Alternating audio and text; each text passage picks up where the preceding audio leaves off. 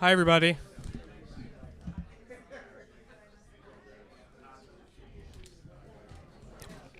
I'm doing AV and hosting at the same time. Sorry. Can you hear me? Yeah.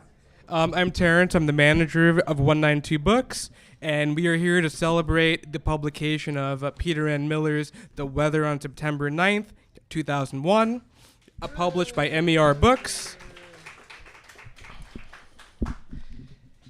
I'm going to do a quick introduction of Peter and Graham, and then we'll get into a conversation, a Q&A, and a book signing. The books are available up for sale here. Peter N. Miller is president of the American Academy in Rome. He was professor of cultural history and then dean at the Bard Graduate Center in New York City between 2001 and 2023. He is the author of a series of books on the early 17th century antiquarian Nicolas Fabry de Pereche, on the history of antiquarianism and on the modern study of objects as evidence. He co-curated Dutch New York between East and West, The World of Margaretha van Verik, Richard Tuttle, What is the Object, and Conserving Active Matter. His next book is on conservation as a human science, and that'll be from Princeton University Press this year. D. Graham Burnett works at the intersection of historical inquiry and artistic practice based in New York and associated with the Friends of Attention. He is interested in experimental and experiential approaches to textual material, pedagogical modes, and hermeneutic activities traditionally associated with the research humanities. Burnett trained in history and philosophy of science at Cambridge University and currently holds the Henry Charles Lee Professorship at Princeton University. A visiting artist at the Academy of Fine Arts in Helsinki, he runs the Conjectures series for the Public Domain Review and is an editor at the Brooklyn and Berlin-based Cabinet magazine. He is the author of a number of books and essays. I'll pass over to Graham. Thank you. One last thing. This event is being streamed on YouTube and will be archived at the Paula Cooper Gallery Studio website. Thank you. Thank you so much, Terrence, and thank you all for coming out. It's great to have such a warm room and to see some friendly faces out there. And I would just like to say what a special pleasure it is for me to have this opportunity, not just to talk about a book I really admire and into which we will dig over these next 40 to 50 minutes. Thank you. Speak into the mic more. Okay. How about that? Are we good? Yeah. But even more so just because it's such a pleasure to be here with this human who hosted me beautifully at the BGC back in the day, where he created a really special intellectual community and whose work has meant a great deal to me over the years. And so both as a friend and a colleague, it's really fun to have this chance to talk about this stuff.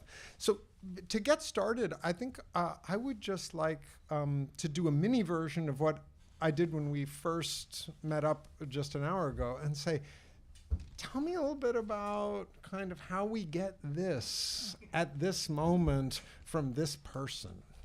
Right, so you did say we had, 45 hours?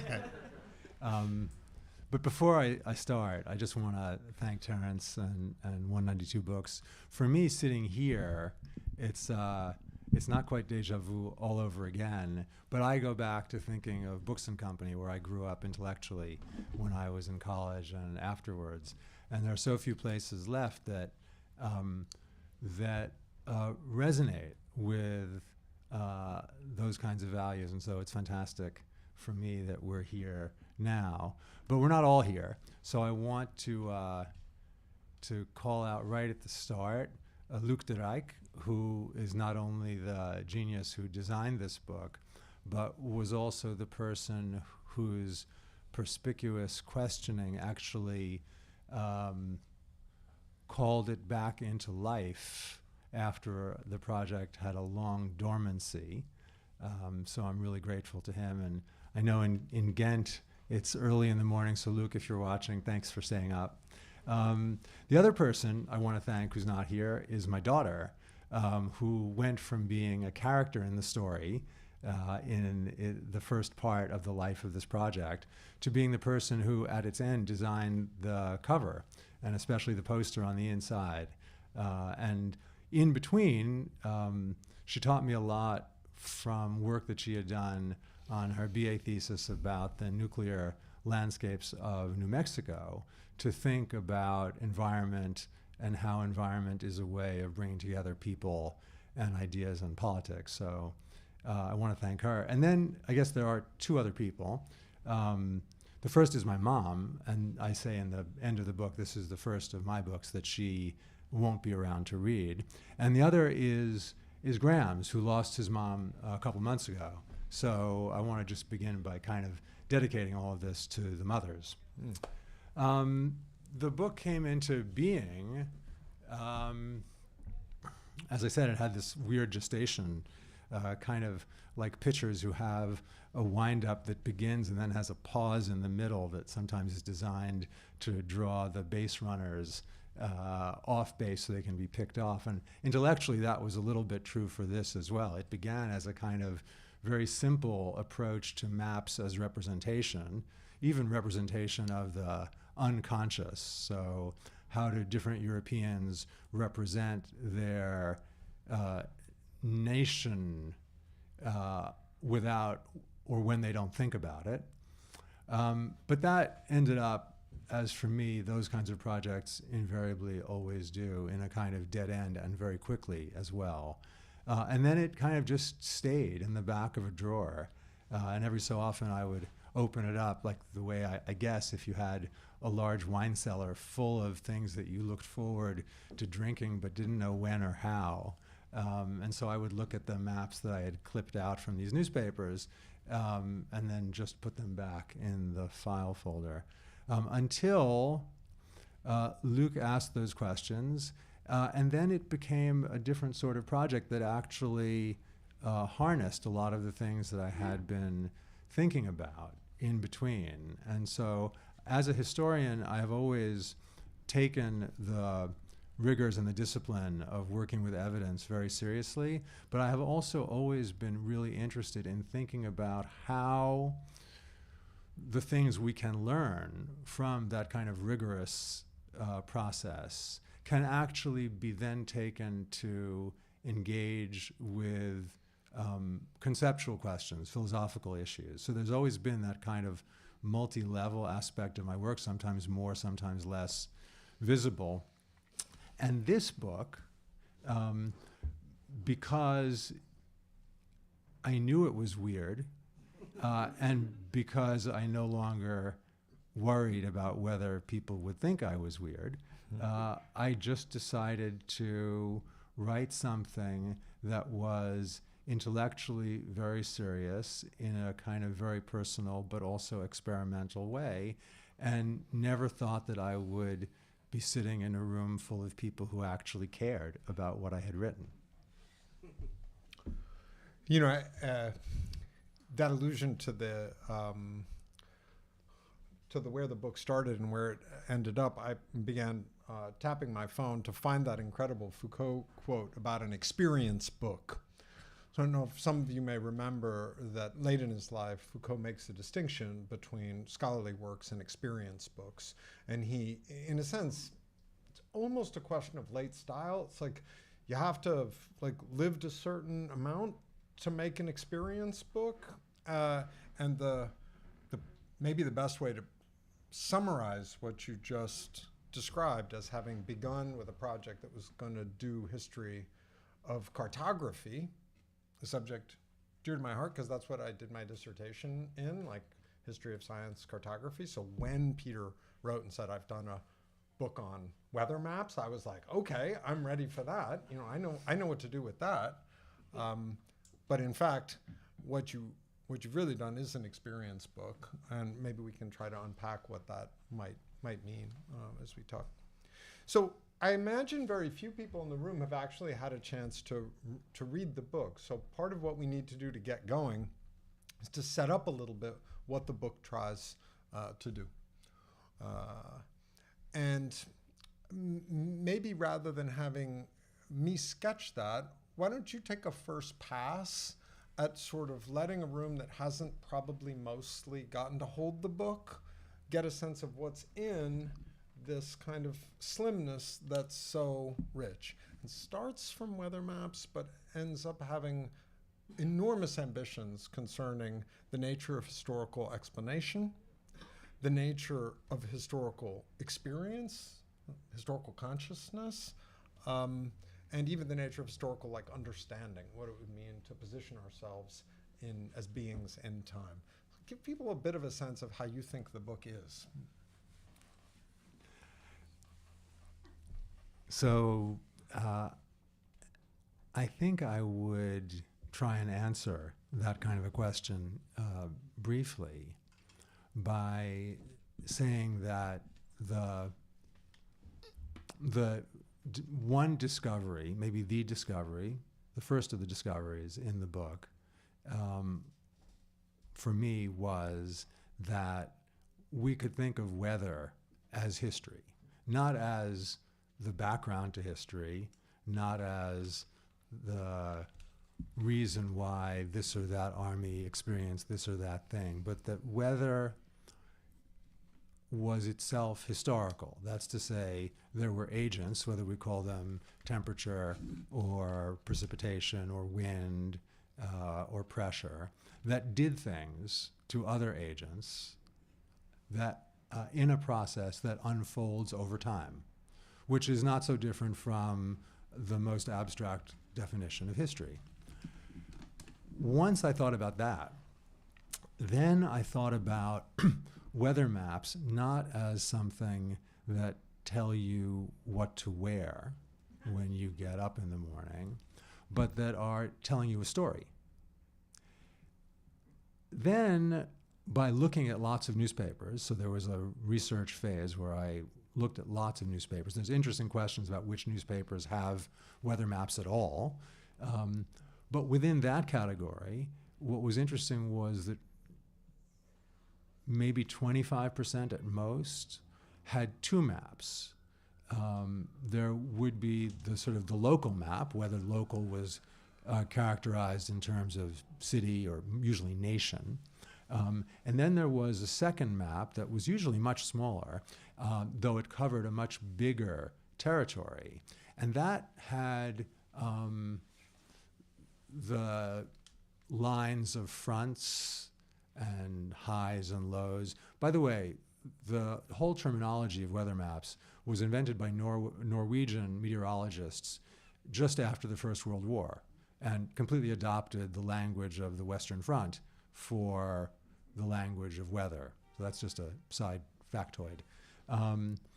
But that second smaller map that covered a bigger territory was all about pressure. And it was, the other really interesting little fact is that most of the newspapers that had that second map were on islands. UK, Iceland, Hawaii, Japan, Hong Kong. When you start to think about it, it's easier to understand why, because there are no weather stations, let's say, to the west of Iceland, or to the south of Iceland, or to the west of Hawaii. If you want to know what your weather is going to be, you need abstraction. You need these maps of sort of planetary phenomena, like a weather system, precipitation, pressure. You need that in order to understand what's coming. So once I started thinking about these two different maps and their relationship to each other, you quickly understand that the pressure systems, highs and lows, are what drive the local weather, right? So there's the macro scale drives the micro scale.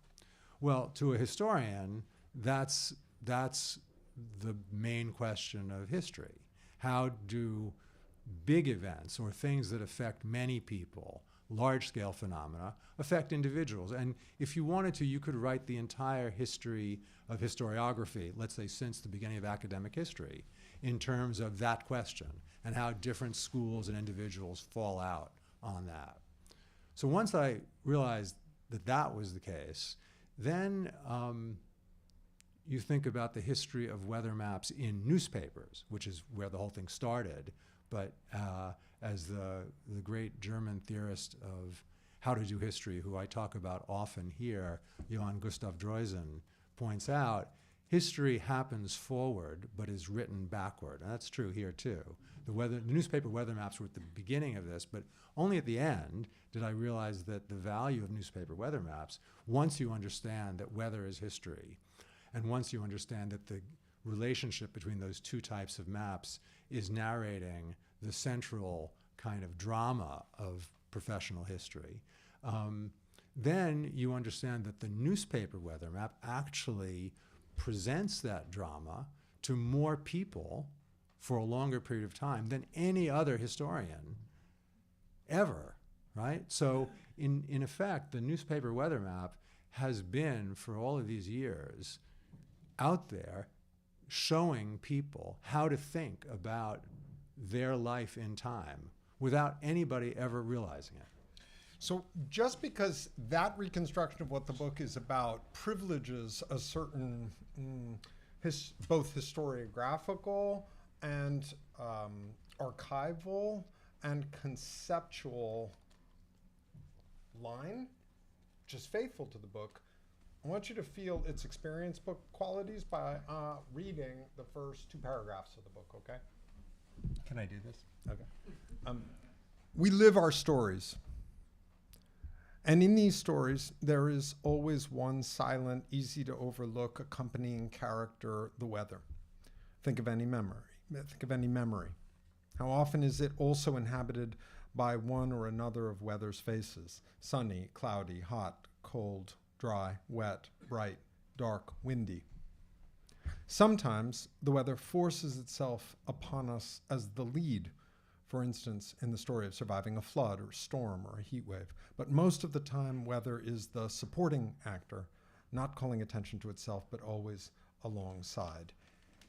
It was like that for me once upon a time. It was a bright but not hot late summer Sunday. My wife and I decided to take our almost 2-year-old out for a walk. I donned a backpack, and with her 27 pounds hoisted aboard, we strolled around Lower Manhattan and then across the Brooklyn Bridge. On our way back, my wife, standing with the World Trade Center behind her, snapped a picture of the two of us, my daughter squirming in the direct late afternoon light. And that picture is given to you there. That I remember the weather so clearly has to do with what came after. The next day, Monday, September 10th, 2001, was my daughter's first day of preschool. And the day after that, Tuesday, September 11th, from that very same spot, the 21st century began.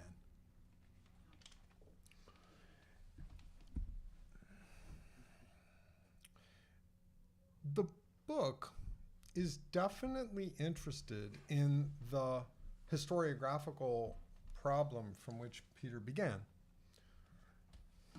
Agency, causation, historical explanation. How to gear together different scales, which is what's at stake in the account he offers of these different kinds of maps. Maps that depict giant movements of forces, and then maps that show you whether you should bring your umbrella or wear a scarf. But the book is centrally about experience, which doesn't map especially easily onto sort of any of those other armatures. And while it's absolutely true to say that you could tell the history of history by accounting for how different theorists and practitioners of history have worked the problem of scale and agency, you could also tell the story of historiography by worrying the absent presence of experience, the sort of existential phenomenology, the inhabitedness, which is always missing once you've produced one of these representations or seen the problem from outside, regardless of the scale. So I give you that as a question. Like, Right. in the end, this is a book, as I read it, that's haunted by the way history is not good at working with experience.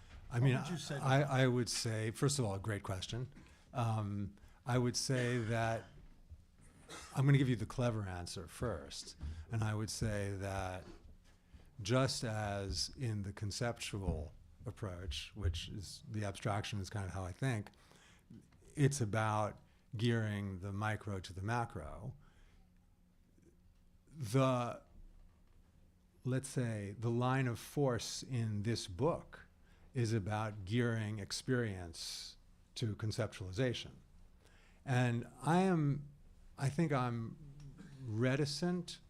I'm uncomfortable with the confessional, but I am also uncomfortable with, as you point out, the professionalized evacuation of the personal from scholarly work.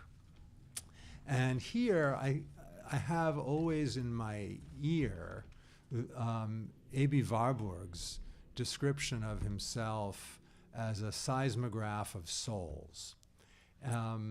What he meant is that he felt that he grandiosely perhaps, felt that he embodied or was tuned in to, whether we want to call it the zeitgeist, or tuned in to experience in a way that made his understanding not just his, but also that of his era. For me, what I think of, how I try to put that to work, is I would say that the historians, and maybe by extension to other fields in the human sciences, the historians' greatest, almost always untapped tool is their selves, and how to use yourself, your experience,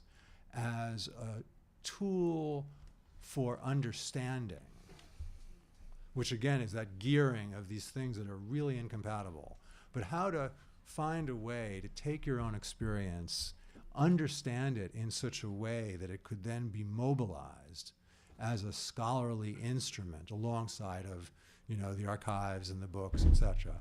I think that's sort of what I try to do here. Yeah, so many kinds of questions there, and you know, people will come to these questions from different places, but that idea that you use yourself as an instrument in the production of a certain kind of knowledge,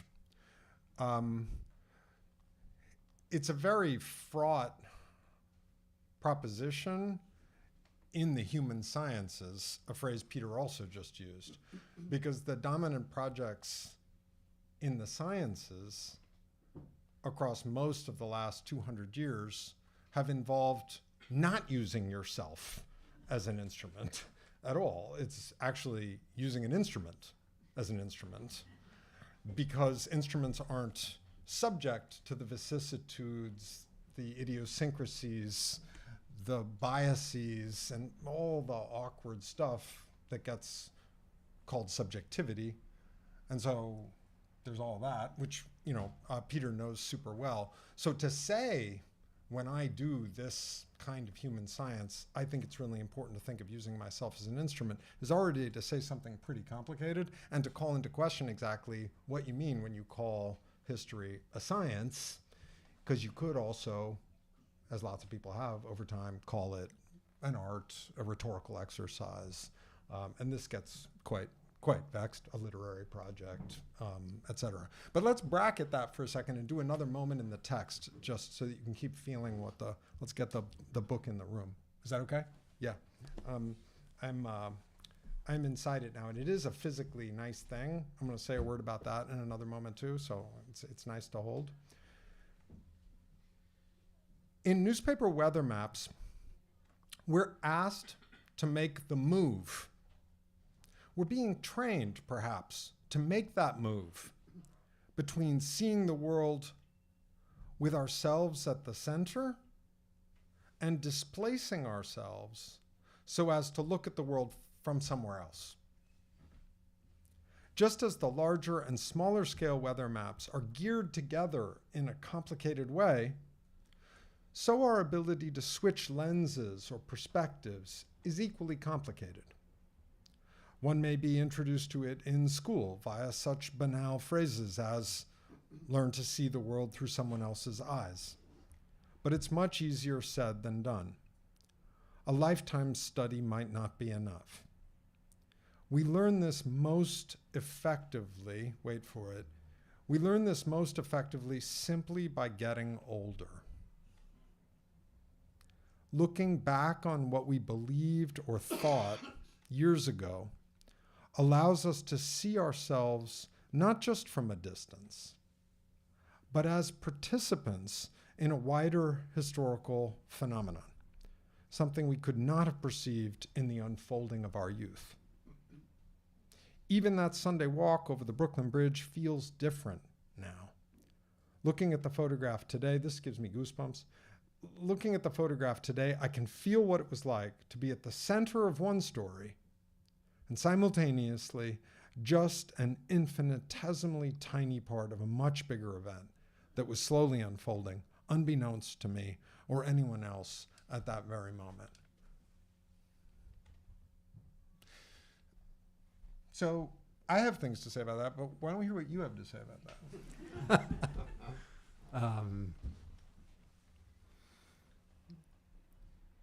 Well, I'm going to answer, I suppose.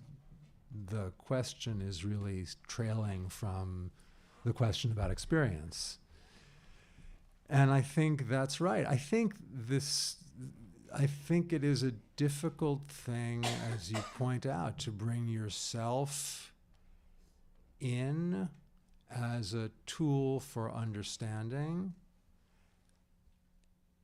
And yet I think the attempt to always be objective, to purge all subjectivity, makes it very difficult to get at parts of the spectrum of human experience. And so there is an element of what I was trying to do that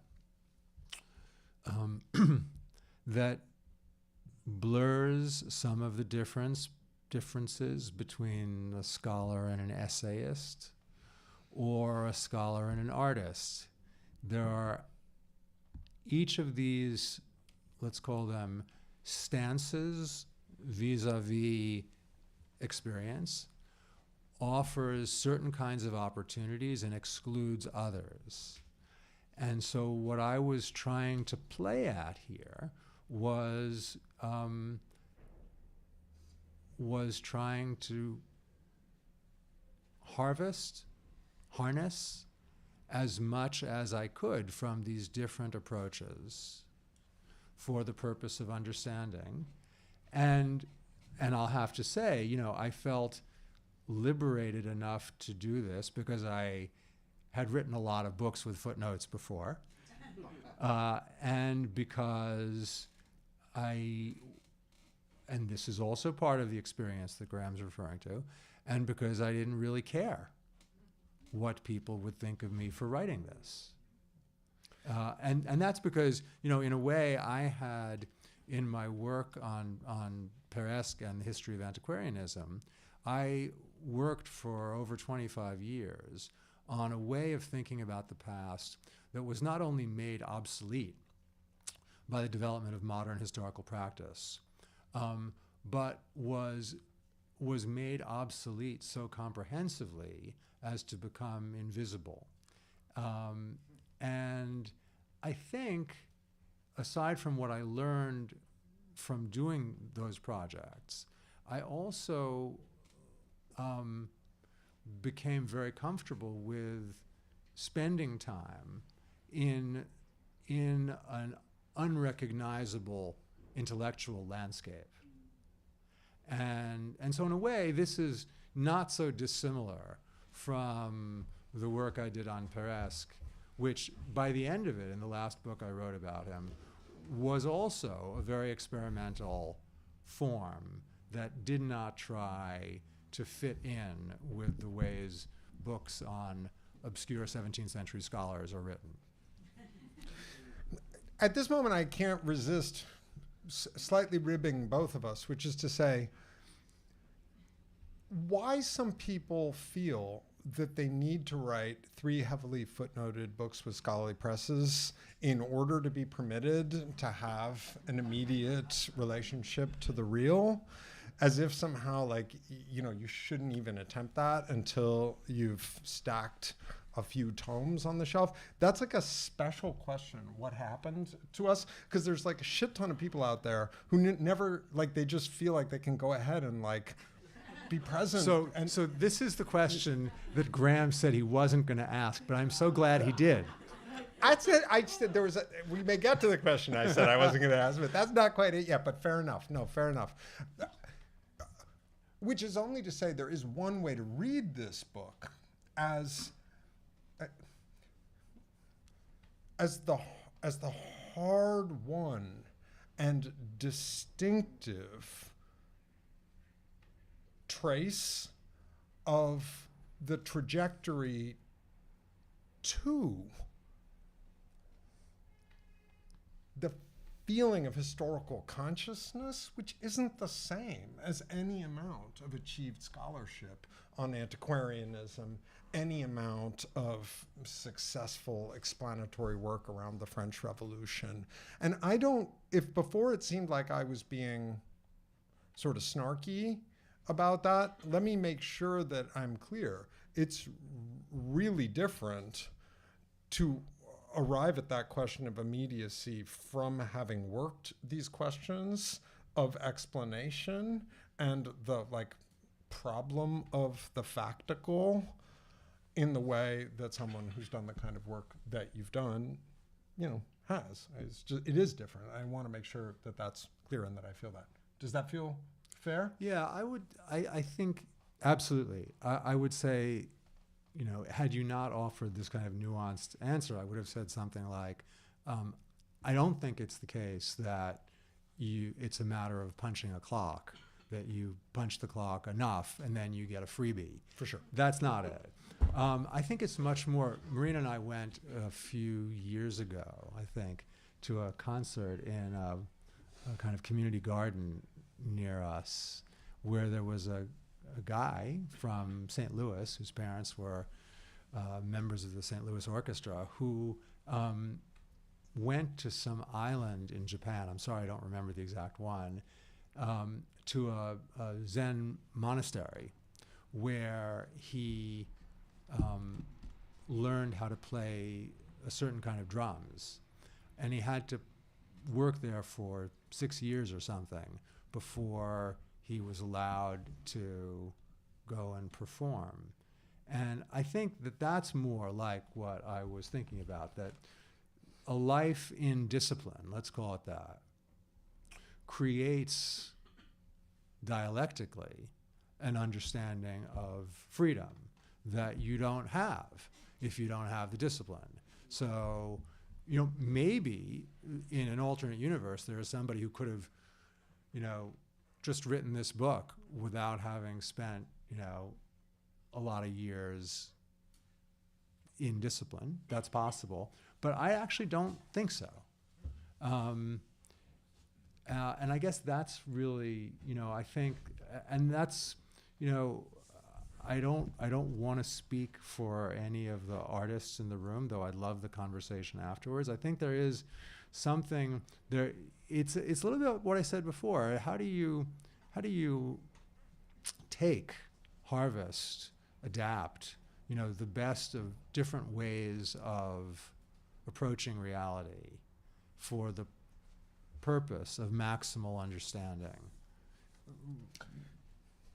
No, I'm sorry. yeah. I guess, That phrase maximum understanding or maximal understanding is exciting to me because, earlier you said the question was to make oneself a kind of tool of understanding. And I almost want to like asterisk that phrase and put a little question mark in the margin because, in Truth and Method, Gadamer makes this like very powerful observation, which is that understanding is always an event.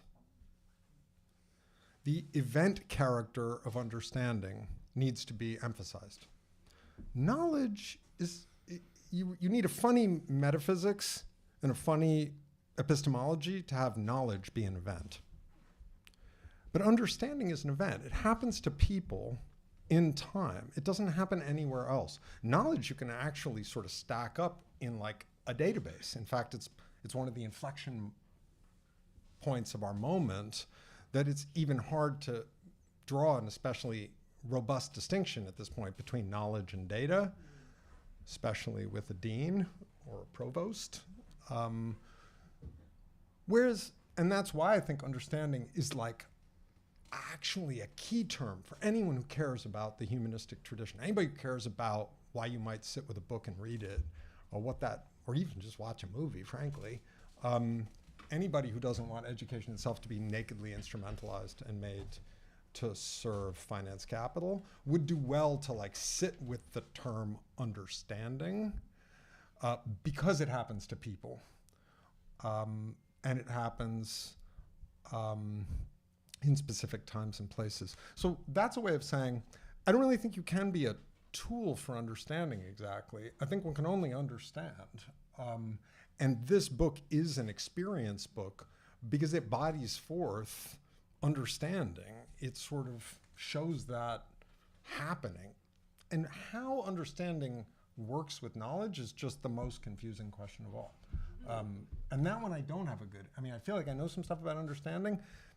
I feel like mostly my work these days consists in defending the category of understanding from being swamped by the alienated work of knowledge production. So I feel like I'm frankly a little tired of people explaining to me how much work it is to make knowledge. But you've made a lot of knowledge, and I think you still are pretty into that project. Like, maybe you're not as far gone as I am on that. Could you help me out? I mean, it's going to sound boring to invoke Aristotle, but I think all humans do want to know. And, maybe different people have different appetites for knowing. And maybe people have different appetites for being free also. I mean, to go back to that sort of the metaphor of being in discipline, some people, need to be in discipline longer to eke out a slim book of maybe art, and other people might not need to be in discipline that long to produce many works of art in any number of forms. I think, if there's a freedom, and there's a part of this book that is intensely about freedom. It's how the book ends. It's kind of the takeaway, if one wants to be reductive. I mean, how much of one you need to be free is a question that can only be calculated on an individual basis. I needed to do what I did to get to doing this. Graham didn't need to. He got to the art sooner. But it's different. I mean, every person has to get there, and it means different things to different people. We were talking as before we came here, and there's this lovely catchphrase that the French philosopher Michel Serres uses, and he's just being kind of dramatic, but he says, the work of being a philosopher is to first be a historian and learn all the history, and then forget all the history. And it's that the philosophy starts in the forgetting of the history. And I do feel like there's a version of this story that's like coming out of discipline produces certain effects. I mean, there's a reason why in so many traditions, religious traditions, certain kinds of knowledge are only permitted after a certain age, right? And that's not so different from what Sarah is saying. Age matters in this book, and in the section that I read, you felt that, you know, you have to get older to start to feel what that could be like. And that was one of the most moving aspects of the book. Maybe there's a way of feeling historicity that is only possible once we are ourselves documentary and archival. You know, when you're old enough that you actually have some history in you, and then what it is that you're talking about when you're talking about history out there lands in a different way. Do you think that's a true characterization of one of the kind of wisdom dimensions of what the book is after? I think there's an element in this book, hopefully pretty suppressed, of institutional critique of my fellow guild members. I do think it goes back to the whole question of experience. It goes back to a question of how the book is written. I think it's a suggestion that things could be different. They don't have to be this way. I mean, I've said elsewhere there's no reason why every academic book has to have 8 chapters of 10,000 words. So there is something of that in here, a kind of suggestion that work could be done differently. Is this the right place? And we have maybe 5 more minutes or so, and then we'll go to the floor for some questions. It feels like this is a very exciting point to kind of widen out. I hope you've gotten a bit of a feel for what makes the book so interesting and so engaging. We don't want to forget there's a bunch of weather maps in here too, but you actually run an institution now, and you ran another institution. And as we were discussing earlier, you know, it is arguably sort of game over for the kind of humanities in a higher education setting in important ways. End of long-form immersive literacy is a bad blow when you care about the inherited textual tradition, et cetera, et cetera, et cetera. So how to do it differently and keep it going, and where and how, is an actual question that you can own in a way and have an effect on. So if this book is a kind of critique in certain ways, and if it opens onto the experiential as an experience book in that Foucauldian sense, is it possible to what could we do to institutionalize this? I actually see a graduate student or two with whom I've worked in the room, people studying the humanities, who care a lot about what institutions are going to look like over the next 40 years, where you might read Droysen, for instance, or something like that. Should we take a second on that? Because I bet there are some people here who care about that kind of stuff. Sure. I mean, I think I have for a long time always thought of running institutions, to borrow the phrase from the great historian of the Italian Renaissance, Jacob Burckhardt, you know, the institution as a work of art, and to think about running an intellectual institution as an intellectual venture, as an experiment, as a process, rather than as a fixed entity with the goal of passing on that fixed entity in exactly the same way when one is done. I have a more open-ended sense of possibility, and I think it's like with learning itself. If you think about it, and this book is a good example, learning is about taking risks, and it's a bit paradoxical, isn't it, that the institutions that are supposed to represent learning live the idea of never taking risks, right? There's something there to puzzle over. So I completely believe in the value of the humanities and of the arts, and as an institutional leader, and despite my own kind of pessimism, I don't submit to any pessimism. And I think, what's exciting about the place that I run now is, by virtue of the accident of its formation in bringing together artists and scholars, it actually has the possibility of constantly reinventing this sort of equation for different contexts and different needs. And therefore, it has the possibility of engaging with the changing world in a constantly dynamic way, as opposed to being a conservative venture behind its high walls. Really, so powerful, so powerful. And I'm especially proud that two of my former students were in the academy this past year, so that gives me a warm feeling that you're at the helm of an institution and thinking of it that way. I'm going to say a few last words and then we'll open it. My last words are basically just about my own experience of reading this book. So you will see that actually my own copy is itself weathered. And that's because, as one or two people in this room know, just like Marat, I read in the bath.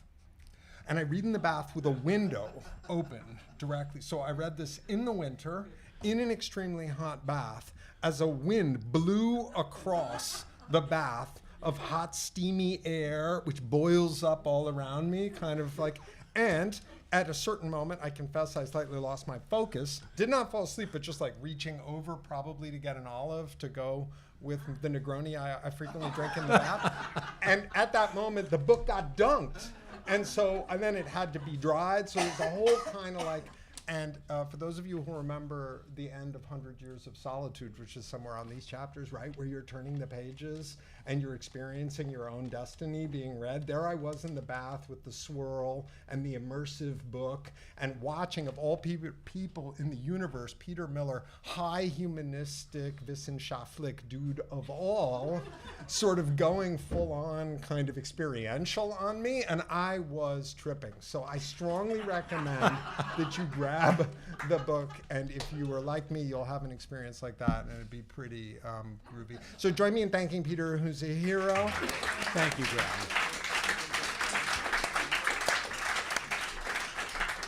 And I think we have time for some questions, right? Yeah, before you get to have his ink in your copy and buy many exemplars for your friends. In the back, maybe? Yeah. Hi, thank you for this. It seems to me that the weather maps of today are caught up in a larger story, climate change, right? Where every day we're looking at the weather, we're fitting it into that context.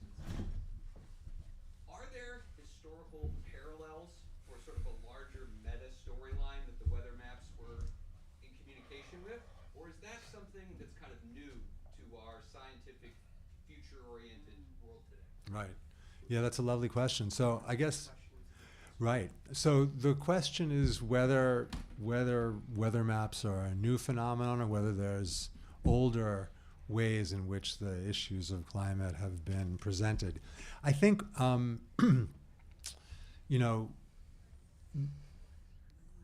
weather maps and newspapers are obsolete, right? Nobody gets their weather from a weather map anymore. We get it from one of these. And the weather that we get in one of these is much more detailed than we can get in a newspaper's weather maps. So the first thing I would say is that working on newspaper weather maps now is working on something that is a fossil twice over, right? That's the first thing. The second thing I would say that makes newspaper weather maps unbelievably acute is that newspaper weather maps came into being as a result of railroad and telegraph. That's what enabled data to be compiled such as to produce these things. And the book talks a little bit about how that unfolds in the middle of the 19th century. That's to say, the Florowit, like the historical lifespan of the newspaper weather map, corresponds exactly to the period in which we human beings have ruined the climate of the Earth, right? From the 1851, the first daily weather map at the Crystal Palace exhibition, to now, right? That whole period is the weather maps, the newspaper weather map is both a product of the Anthropocene and its daily documentation. So for the historian of the future, if they ever exist, or the historian on another planet, if they exist, they will be able to reconstruct the entire downfall of the climate that existed for 10,000 years before 1851 on a daily basis from newspaper weather maps.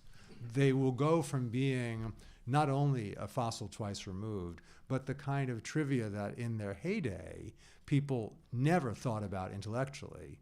They will go to become the most important evidence on Earth for this phenomenon. Yeah, and just to throw in on that, I would say that there is a fascinating story of the emergence of climate as a historical object separate from weather.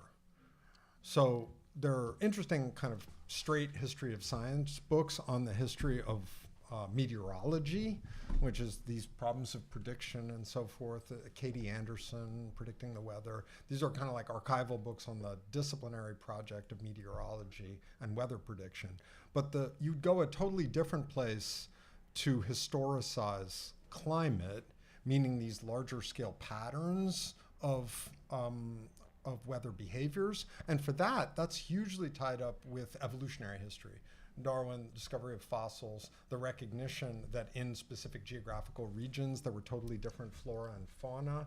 So biogeographical reconstructions permit people to see that weather had changed at a structural level across time and was itself historical, and that's the emergence of climate, which is definitely kind of haunting us at this point. But there is a 19th century story to the history of climate as well. If I could just jump in, I would say that climate is sort of the reputable subject. Climate is real, climate is substantial, climate tells you the truth. Weather is like the disreputable younger brother. Weather is random. One swallow doesn't make a spring. Weather is random. Weather is non-predictive. Historians love climate and dismiss weather. And I'm sorry. No, you finish. I'm sorry. No. That's terrible. I'm horrible. I'm sorry. And so my espousal of weather is also part of a kind of polemic that I have against big history, against the history of structures, the history that relegates the human experience to mere froth on the waves. And I would just like to ante that up a little bit more. I don't talk about it in the book, but there's a way in which weather is crucial to a kind of thinking that happens now. So the founder, some of you may know this, of chaos theory was a professor of meteorology at MIT, Edward Lawrence. And he, out of his failure to be able to predict the weather scientifically, to build an algorithm to explain and predict weather, comes up with chaos theory, comes up with the butterfly effect out of the same articles about weather and its unpredictability, and becomes a crucial building block in modern complexity theory. So in a way, I would make the argument that there is, if you think about these big pendulum swings of concepts, there is a way to argue, yes, climate is changing and we're all doomed, right? But the sort of the renaissance of weather in complexity theory can be sort of domesticated by all of us in very constructive ways, because it actually comes to grips with, I would say, the granular character of human experience in a way that climate cannot, because climate is about averaging things out. And we don't live in averages. You've got a couple of real historians up here, which is that like blah, blah, they like know all different kinds of random things that are really important. So I was just going to add that like if you want to go fully sort of philological on the notion of climate, it of course refers to klima, the parallels in geography. So it is cartographic originally, and what makes it structural, exactly in the way that Peter has evoked, is that you know there's going to be a whole weather universe depending on how far north or south you are. So if you're in this kind of latitude, it's not just that it's going to like rain on Wednesday or not rain. It's going to be cold all the time. That's a climate situation, if you see what I mean. So the idea that climate was distinct from weather because of this geographical structural feature of the Earth precedes its historicization, its timeliness, where you begin to be like, there was a little ice age, or England used to have palm trees and this kind of stuff, which is a kind of a 19th century thing. Let's get another question in here from the room. Yeah. I'm wondering, is there a limit to the personalization of history in the sense of, reading the New York Times, for instance, however you may do it, the reporters have to inject, I arrived late because the subway was busy or something along that line. I don't know, there's a lot of, is there some limit to the amount of the injection of one's personality, personal life into history? And if there isn't, is your next book going to be a memoir? Well, I was going to say, I think the limit is personal. It's a question of taste. There are many people. I mean, it used to be the case that, as Graham pointed out, personal was never part of kind of scientific production in the natural or the human sciences. It's become much more common. There are people who do a lot of it. Each to their taste. If you like it, that's fine. I don't like it so much. I do it for effect, sort of like the way people drop F-bombs in lectures for effect. I think it can be useful to inject the personal. There's a kind of credibility, aura, accessibility that can be useful heuristically to do. But to me, no, I'm not. I would say the one place where I think it's actually important, not so much in narrating story, but one of the things I try and do very explicitly here is talk to the reader. And I think, breaking that fourth wall with the readers, the author speaking to the reader, it's like, Fielding or Lawrence Stern, right? That kind of speak to the reader. There's something really valuable in that we, preserving the kind of interrogative character of learning in a printed book is, I think, a really great thing to aspire to. Let's do one more from the room. What's on people's minds? I have a strange association, and as I heard you speak and those amazing opening lines, and just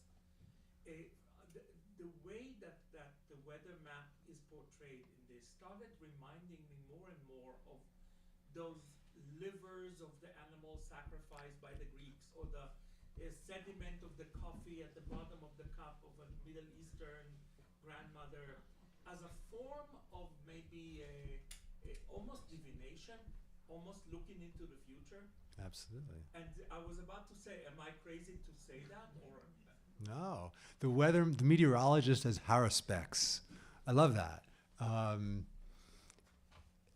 I think, prediction, if weather is like the disreputable younger brother of climate, I would say prediction is the black sheep in the house of history.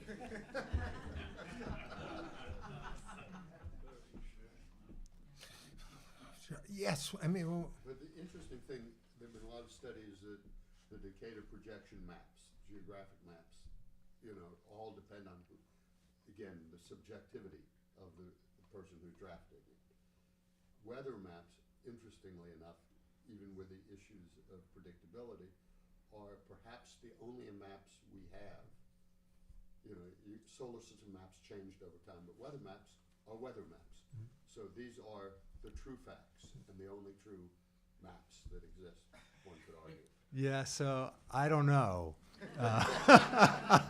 I'll end with my favorite newspaper weather map, which was, it's in the book, which was published for a while. I don't exactly know how long, because though I am a historian, I haven't devoted that much historical Sitzfleisch to this particular challenge. It was a projection of Europe that was published in the Roman newspaper La Repubblica at the end of the 1990s. I know they did it in 1998 because that's when I came across it. And I know they were no longer doing it in 2001 because I was looking for it when I did this book, bless you. And a lot of European newspapers, they have their national map, and then they have a map of Europe. And they all do it slightly differently. La Repubblica managed to tweak their projection of Europe, okay? Just weather maps are not fixed. Weather maps, I'm going to hold you in suspense for a little bit. Weather maps are like technical illustration, right? And therefore they have the illusion of objectivity, a little bit like Portolan maps in the Middle Ages. That's sort of the analog to it historically. Anyway, in La Repubblica, they used a projection of Europe that was tweaked so that somehow they managed to fit in the upper left corner of their map of Europe, New York City. So that's my favorite newspaper weather map of all time. That's like a true wish image. I'm going to give you last. We'll end on Peter's own words. I'll read one more short passage from the book, and then we'll move to signing and so forth. And I will say it's very interesting. Folks in the audience who've written a book will know that you kind of let a book go at a certain point, and that process of distancing yourself from it after you've written it is part of letting it be in the world. And I must say, as a recent, very close reader of the book, I have immensely enjoyed sitting with you and discussing it, and feeling interesting ways in which the book could kind of even come and keep getting you in certain ways. Like in answer to the question about, is there too much personal? What's the limit to the personal? And you're kind of, you use the personal efficaciously. It has a certain rhetorical effect. That's not exactly what he says in the book, team, because he actually gives an answer that I think in some ways is almost truer, because there's no limit to the personal for you because it's your person, of course. And that's like a really powerful thing always to remember. And so the question of how the personal goes into any particular discourse out there is a separate question. And he hits that point so hard here on page 18. Here we go. Are we to dismiss utterly the small scale, whether of a single day or a single life? It is, after all, our scale. If the weather is history and the weather map is its visualization, newspaper readers around the world are given a daily opportunity to struggle with one of the most difficult challenges of historical work, making sense of the relationship between the world as individual experience and the world as a general process. Join me in thanking Peter. Thank you.